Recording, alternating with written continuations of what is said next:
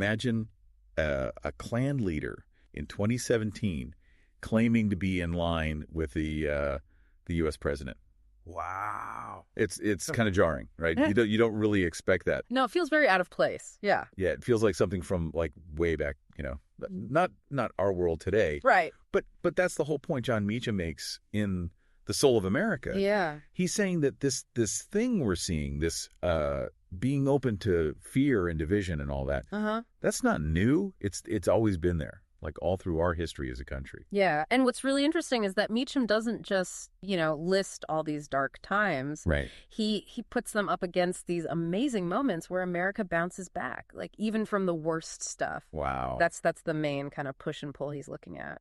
So for this deep dive, we're going to really get into Meacham's book. Okay. We'll unpack how fear has shaped, big moments in American history, like from the founding fathers to the civil rights era, and even after. And for you listening, what you'll get out of this is a deeper understanding of how fear has played a part in our political landscape, and how some leaders use it, maybe even took advantage of it, and others kind of rose above it.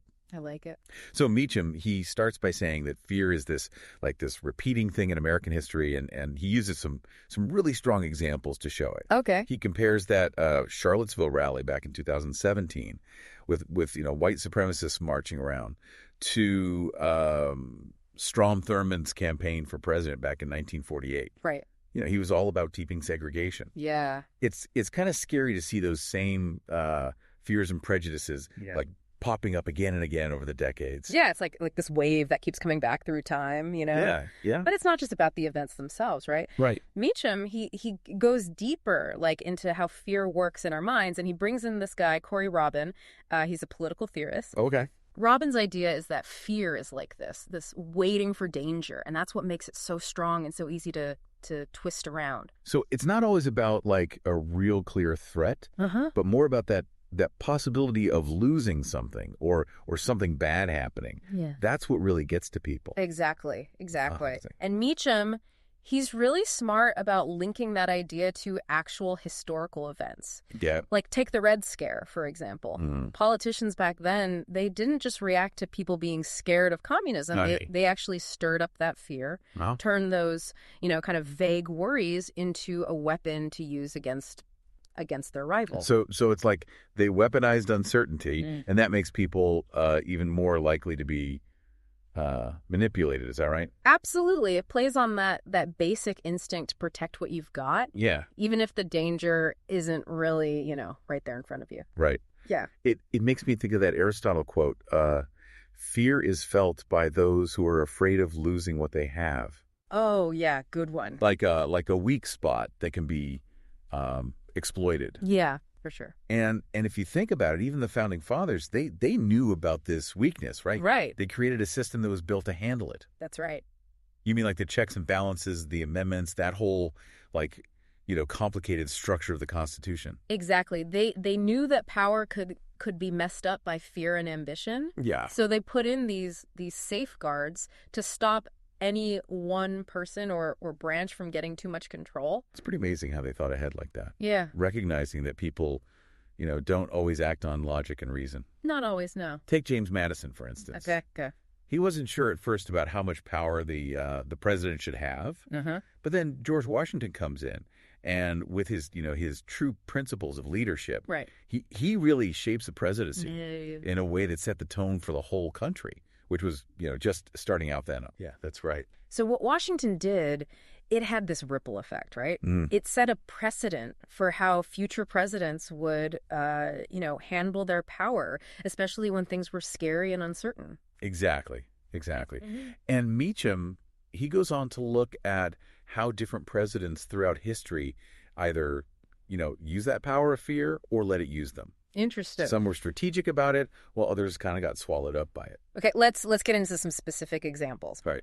Meacham talks about Andrew Jackson as someone who was really good at channeling that public fear, especially during the nullification crisis. Right. He had this fiery personality. Oh, yeah. But there was also this surprising element of compromise. Yeah, what's fascinating about Jackson is that while he was really good at using that public anger, he also understood that behind the scenes compromise and negotiation were super important. Okay. He used that anger to get people on his side. Yeah. But he also worked really hard to find a peaceful solution that kept the Union together. So he saw that fear could be a strong motivator. Uh-huh. But he didn't let it control everything he did. Exactly. He could leverage that fear without being totally controlled by it. Wow. Yeah. Then there's Lincoln, who faced probably the biggest leadership test in American history, right? The Civil War. Yeah. He had to deal with a nation that was literally splitting apart. And what's remarkable about Lincoln is that he was able to connect with people on this emotional level. Gotcha. You know, acknowledging their fears and anxieties. Yeah. But at the same time, appealing to their higher ideals. Right. It was a tough balancing act. It sounds like it. Yeah. He had this incredible ability to bring people together around a common goal, even when there was so much division and chaos. And it's not just about uniting people. Right. He was also really smart about building trust. Okay. He knew that to lead effectively during a war, he had to earn the people's confidence. Right. And he did that through honesty, being transparent, and genuinely caring about their well-being. It's like he understood that fear grows in the dark. Uh-huh. So he brought everything out into the open, building trust through shared experiences and vulnerability. Exactly. He didn't shy away from the hard truths of the war. Yeah. But he also offered this vision of hope and reconciliation that helped people see beyond the crisis. That's incredible. Yeah. It's interesting how both Jackson and Lincoln, even though they were so different, in their personalities, how they approached things, they were both able to navigate these really challenging times in American history by understanding and strategically using public fear. Absolutely. They both recognized that fear was powerful, but they also knew it couldn't be the only thing driving their decisions. Right. They needed to balance that fear with reason, with compassion, and with a commitment to the greater good. You know, one of the most chilling things about The Soul of America is how Meacham connects these historical patterns of fear and division to what we're dealing with right now. Yeah, I see that. He's saying that understanding our past isn't just, some intellectual thing. It's a crucial tool for handling the challenges we face today. It's like he's saying we can't just sit back and think, oh, that was then, this is now, Right, exactly. Like these patterns, they come back around. They do. And we got to be aware of them. We do, and he even gets personal, Yeah. He shares his own experience at Charlottesville, witnessing that resurgence of hate. Firsthand. Wow. It's a stark reminder that the battles against fear and prejudice, they're not over. What I found so interesting about what he said about Charlottesville is that he doesn't shy away from the darkness of it all, but he also emphasizes this ongoing struggle for a better future. He seems to be saying that seeing the darkness is actually part of how we move towards the light. Yeah, absolutely. Yeah. It's about acknowledging those tough parts of our history, right? But also recognizing those who fought for progress, and remembering that we have to keep that fight going. And speaking of the fight for progress, one of the big things Meacham explores is the role of presidents in shaping the national narrative, especially during those times of fear and uncertainty. Right. He seems to argue that the presidency is more than just a job, with a bunch of tasks. Yeah. It's a position of moral leadership. He quotes both Truman and Roosevelt. Oh, wow. Who believe that presidents have this unique power to shape not just policies, but also the hearts and minds of the people. Really? They said presidents have a moral duty to use that power for good, to inspire, to lift people up, and to steer the nation toward a more just and equitable future. It's like they're saying the president sets the tone, a moral compass for the whole country. Exactly. But that makes me wonder. Yeah.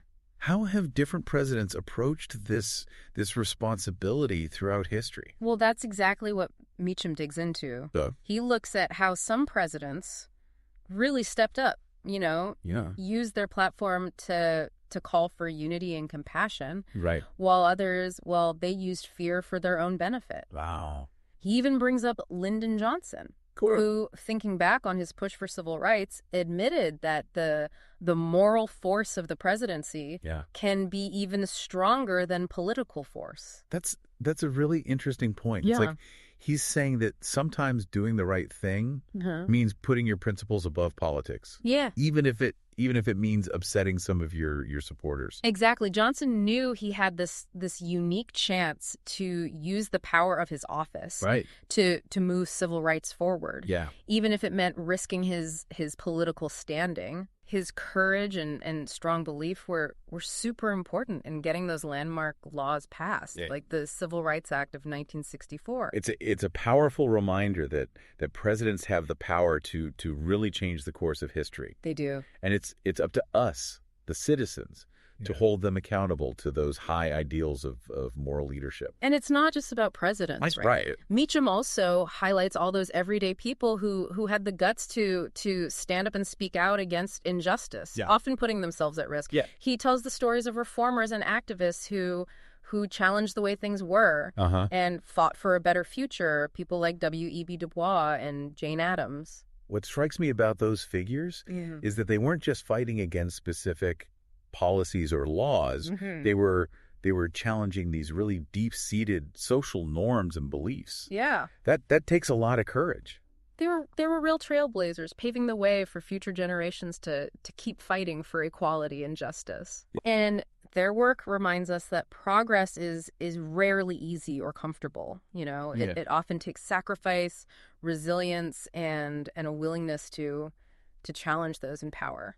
One of the things that makes their stories so compelling is that they faced huge obstacles and setbacks, but they never gave up hope. They didn't. It's like their belief in their convictions is what fueled them to keep pushing forward. Their unwavering commitment to justice and equality. Right. It's a powerful example of moral leadership. Yeah. Not just for those in positions of authority, right, but for all of us. Right. They remind us that we all have a part to play in shaping a better future, no matter our social standing or political influence. So it's not about waiting for someone else to fix the problem, or hoping that things will just magically get better. Yeah. It's about taking personal responsibility. Yeah. And taking action, no matter how small. Exactly. Yeah. The soul of America, it challenges us to think about our own role in this ongoing struggle for a more just and equitable society. Yeah. It asks us to consider what we're willing to do, what sacrifices we're willing to make, and what risks we're willing to take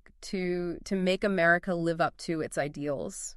It's like Meacham is giving us a call to action, reminding us that the fight for our nation's soul, it's a responsibility we all share. We do. It needs each of us to step up and do our part. And it's not just about these big gestures or huge reforms. It's about the choices we make every day, the words we say, the actions we take. Right. It's about being aware of our own biases and prejudices and being willing to challenge injustice wherever we see it, even in our own families and communities. So it's about recognizing that this work, it starts within ourselves. Yeah. Confronting our own blind spots and challenging those around us to do the same. Absolutely. It's about creating a culture of accountability and empathy. Yeah. Where we're not afraid to have tough conversations. Right. And to call out injustice when we see it.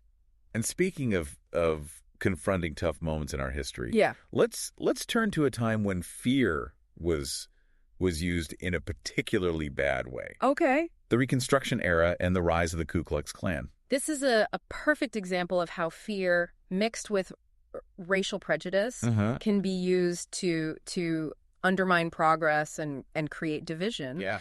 After the Civil War, there was this short period of hope for Black Americans with the promise of equality and opportunity. Yeah. But those advances were met with fierce resistance by those who wanted to keep things the way they were. And the Klan, they played a central role in that resistance. It did. It's almost impossible to imagine the terror they inflicted on Black communities, using violence and intimidation to take away their newfound rights and freedoms. Yeah. Their tactics were rooted in this deep-seated fear of Black empowerment, a fear that was fueled by racist stereotypes and propaganda that painted Black people as dangerous and inferior. It's awful. This fear was used to justify their campaign of terror, creating this atmosphere of constant threat and vulnerability for Black communities. It's heartbreaking to read about the brutality they inflicted on on innocent people. Yeah. Lynchings, beatings, the destruction of property. That's awful. It was a reign of terror that lasted for years. And what's even more insidious about the Klan's tactics is that they weren't just about physical violence. Right. They also used economic and political pressure to undermine Black progress. Right. They boycotted Black businesses, intimidated Black voters, and used their influence to block laws that would have protected Black rights. It was a systemic effort to dismantle the progress that had been made during Reconstruction and to bring back white supremacy. Yeah. All driven by this carefully planned campaign of fear. And then the most disheartening part of this is that it wasn't just a Southern thing. Yeah. The fear of Black empowerment, fueled by those same racist stereotypes and propaganda, it also spread to the North. Yeah. While the Klan's presence might have been less obvious in northern cities, racial discrimination and prejudice were still deeply rooted in society. It's a stark reminder that the legacy of slavery and racism, it went way beyond the South. It did. And that the fight for racial equality was and still is a national struggle. It is. That needs our attention and action. And as we move forward, it's really important to realize that these historical patterns of fear and division, they can come back. Oh, yeah. In new and unexpected ways. I can see that. The tactics might change, the targets might shift. Yeah. But the basic dynamics, they stay the same. So how do we break this cycle? Yeah. How do we stop fear and prejudice from being used as weapons over and over again? I think Meacham gives us some hints in how he looks at times when people effectively pushed back against these forces. You're right. Yeah. Let's take a look at those moments of resistance where courage and hope won out over fear and division. Yeah. Maybe by studying those times we can learn how to build a more resilient and just society. Yeah. It's kind of wild how this pattern of, progress and then backlash keeps showing up throughout American history. Yeah. We see it with McCarthyism in the 1950s. Yeah. It's like a textbook example of how fear, blown up by the media can be used to benefit someone. McCarthyism it's a chilling example of how easily one person can take these anxieties that are already there and use them to grab political power. Yeah. Senator McCarthy was ruthless. He used those Cold War fears, made these sweeping accusations about communists infiltrating everything with hardly any evidence to back it up. And the media at the time, they really helped spread his message, didn't they? Absolutely. The media landscape was totally different back then. Right. There wasn't as much focus on fact-checking or investigative journalism. Yeah. A lot of outlets just reported McCarthy's accusations. Wow. Without really digging into whether they were true or not. That's crazy. Yeah, it created this atmosphere of paranoia and suspicion where anyone could be accused of being disloyal without any due process. It's scary to think how easily people's lives and reputations were ruined. Yeah. Just based on these unfounded claims. Right. It makes you realize how important it is to have a free and independent press. Yes. One that holds those in power accountable. Absolutely. The damage was widespread. Yeah. People lost their jobs, their reputations, even their freedom. Wow. All based on McCarthy's accusations. Just on his word. It was a really dark time for American democracy. Sounds like it. A stark reminder of how vulnerable our civil liberties are when fear takes over. But thankfully, there were people who had the courage to stand up to McCarthy and challenge his tactics. Yes. Figures like Senator Margaret Chase Smith and journalist Edward R. Murrow, they became these voices of reason. Wow. In the middle of all that hysteria. Yeah. They saw the danger of McCarthy's unchecked power and they spoke out against his reckless accusations. That's amazing. Their willingness to challenge the narrative, it was so important in turning public opinion around. It's a powerful reminder that even when you're facing fear and intimidation, individuals can really make a difference. They can. It takes real guts to stand up for what's right, especially when it's not popular. It does. Their actions show us how important it is to speak truth to power, challenge those who use fear and prejudice for their own ends, and to defend the principles of justice and fairness. Yeah. Even when it's hard. And as we've seen throughout history, this cycle of progress and then pushback Right. It often involves those who use existing anxieties to resist change. Mm-hmm. We see it again during the civil rights movement with figures like George Wallace using racial fears to undermine the push for integration. Wallace was really good at using inflammatory rhetoric. Okay. He presented himself as a defender of the Southern way of life, which was basically a disguised way of defending segregation and white supremacy. Right. He tapped into the feels of white Southerners who felt like their way of life was being threatened. And his tactics, they were sadly pretty effective. They were. He was able to get a lot of people to follow him. Yeah. Especially those who felt like they were under attack. And it's important to remember that Wallace's words weren't just, political talk. Right. They had real consequences. His words fueled violence and intimidation against civil rights activists and black communities all across the South. It's a stark reminder that words have power. They do. And that they can be used to stir up hatred and violence. Yeah. It really underlines the responsibility we all have to use our words carefully and to challenge those who spread harmful rhetoric. Absolutely. And it's also a reminder that progress rarely happens without sacrifice. Yeah. The civil rights movement faced fierce opposition. It did. And many brave individuals risked their lives to fight for equality and justice. But even with all the struggle and tragedy, there were those moments of incredible hope and inspiration. Yes. Like, think about Martin Luther King Jr.'s "I Have a Dream" speech. Powerful speech. It was such a powerful way of expressing the civil rights movement's vision for a more just and equitable America. King's speech, it went beyond just calling for racial equality. Right. It was a call for unity, for compassion, for recognizing our shared humanity. I like that. He challenged America to live up to its ideals. Yeah. And his words, they still resonate today. They do. Reminding us of the power of hope and the possibility of creating a better world. And his message, it wasn't limited to just racial equality. Right. It included a broader vision of social justice. Yeah. That address things like poverty, economic inequality, and discrimination based on gender, religion, or sexual orientation. Exactly. King's vision was wide-reaching and inclusive. Yeah. And it still inspires movements for social change all over the world. So what does all this tell us? What can we learn from these historical patterns of fear, division, and progress? I think the soul of America offers a powerful message. Okay. The fight for our nation's soul, it's still going on. Yeah. It's a battle that's been fought throughout our history. Right. And it's one that needs our attention and our participation. It's not enough to just admire those who fought for progress in the past. Yeah. We have a responsibility to carry on their legacy by continuing to fight for justice and equality in our own time. And that doesn't necessarily mean, making grand gestures or pushing for huge reforms. Right. It starts with the choices we make every day, the words we say, the actions we take. Right. It's about recognizing that we're all connected and that we have a duty to create a more just and equitable society for